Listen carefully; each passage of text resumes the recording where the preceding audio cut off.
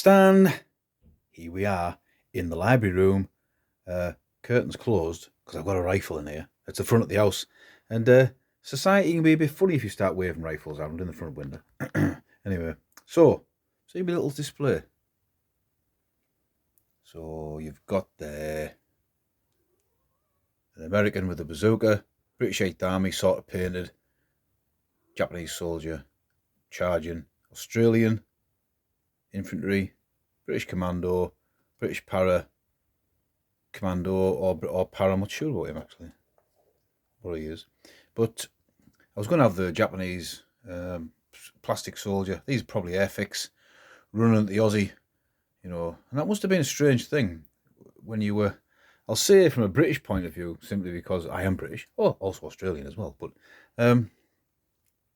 if you lived in a small town or industrial town before the Second World War, you'd never probably been out the country, you'd never experienced other cultures, which a lot of people hadn't in those days. Imagine being put in a situation where in the jungles of Burma, you signed up or you called up in the army, and you've got people running at you who are fanatical, as the Japanese were. That must have been a very trying thing for a person, to say the least, and to come back years later and what sort of support you would have got, probably none.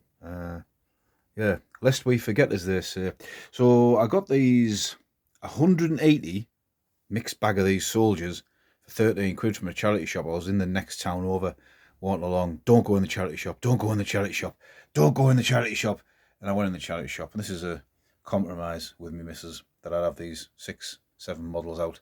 Whilst I was there walking along, I bumped into my old instructor from my apprenticeship days from the training school. I have mentioned him in an earlier video last year, my ordinary life video, and I've told him about my channel, and he has watched and commented.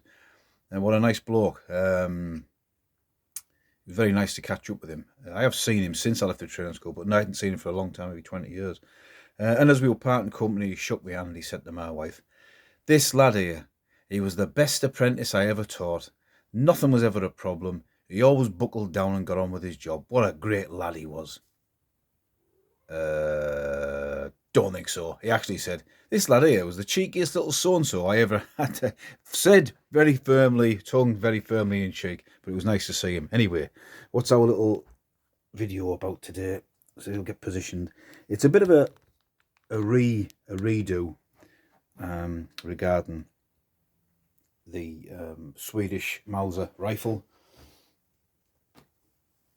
And really, because I've found out a little bit more about the disc situation. 2 seconds while I pause. So yeah, sorry. So the Swedish 96 model, M96. This one is, let me see, where are we? 1917 made. Just trying. There we go. 1917. Carl Gustaf. So the disc, if you can see that, see if I can get the light on it. There we go. Or is that too bright? Is it too bright? Put the magnifier in front of it. So if you can see actually I can't see with my bloody glasses. Put the wrong ones on. Hang on, 2 seconds. Right. So there on the top part of it, here, you've got the grid 1, 2 and 3 with a little arrow on number 1. That's the condition of the bore. Number 1 is grade 1, before it was deactivated obviously. Number 2, medium. Number 3, the Swedes would swap the barrel out, but by all accounts the quality of the Swedish rifles was so good that even 3 was a good level to be at. And this bit here, where it has got, you see, that's the, I'm having trouble here focusing. This is the size of the round, so 6.51 to 6.46. That's the tolerance. Now, if it's 6.46 plus 1 or 0.1, the arrow will be here or above the relevant number. It isn't above any of the numbers. It's above the 6.51. I know the camera works very shonky. So that is, it's at top tolerance, I would say. This part here, torped, overslag, strict. So torped means that so this is a later butt disc. The earlier ones had battalion identification on.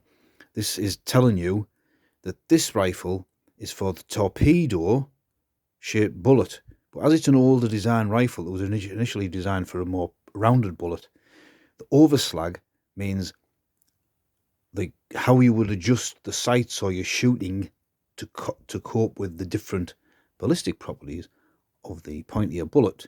And if there's a number in front of the strict, there are so many stricts in a circle apparently. I wasn't really 100% sure about that, but that's how you would know how to adjust. According to this one, STR means that it is just shoot it as you would normally would. And the video that I watched also said that there should be a T on the sight at the end, on the side, T for torpedo, which there isn't. So I'm unsure about that. But what I mean is, the initial Swedish Mauser had a bullet that was shaped like that. Not exactly this one. This has just happened to be a rounded rifle bullet that I have. That's just obviously the bullet without the casing. And then the Spitzer bullet is more torpedo, as they call it, or round, more of a modern pointed design. So yeah, see the difference? So this is basically telling you that this gun, this rifle, has been it's for this how you would use it with this round, if you get me. The other thing that I did notice on it, which I didn't know what the situation was, cat invasion, is on this side.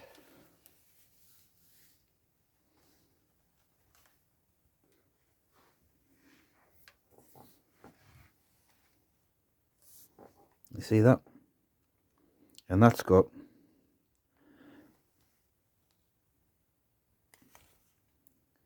so that is that upside down? I think it is, isn't it? I'm not having a very good day today. So look. No, it wasn't. It wasn't upside down. Unprofessional as always. So let's have a look. So there you go.